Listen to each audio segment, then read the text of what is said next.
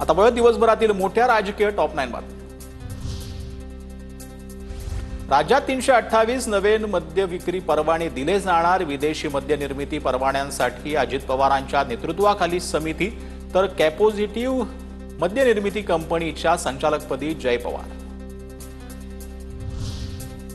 मद्य विक्री परवाने देण्यासाठीच्या समितीत अजित पवार नको, सामाजिक कार्यकर्त्या अंजली दमानी यांची मागणी। कोणताही पुरावा असेल तर कारवाई करू, आधी पुरावे द्या। मद्य परवान्याबाबत जय पवारांच्या कंपनीला फायदा पोहोचवण्याच्या प्रश्नावर अजित पवारांची प्रतिक्रिया। माझा व्हिडिओ मॉर्फ करून बनवला, पैशाच्या बॅगेसंदर्भात राऊतांच्या आरोपांनंतर शिरसाटांचा दावा, तर व्हिडिओ मॉर्फ केला की नाही फॉरेन्सिक लॅब ठरवेल, राऊतांचं प्रत्युत्तर। जोपर्यंत तथ्य कळत नाही तोपर्यंत शिरसाटांनी राजीनामा द्यावा, एकनाथ खडसेंकडून संजय शिरसाटांच्या राजीनाम्याची मागणी।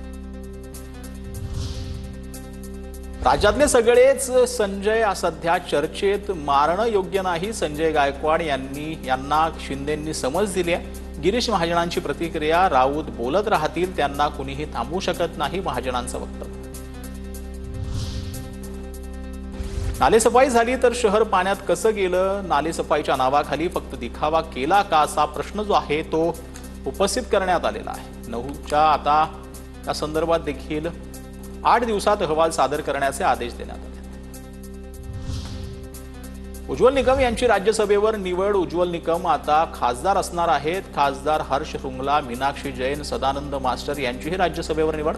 पंतप्रधान मोदी आणि मुख्यमंत्री फडणवीसांकडून निकमांना ज्या आहेत त्या शुभेच्छा त्यांनी दिल्या।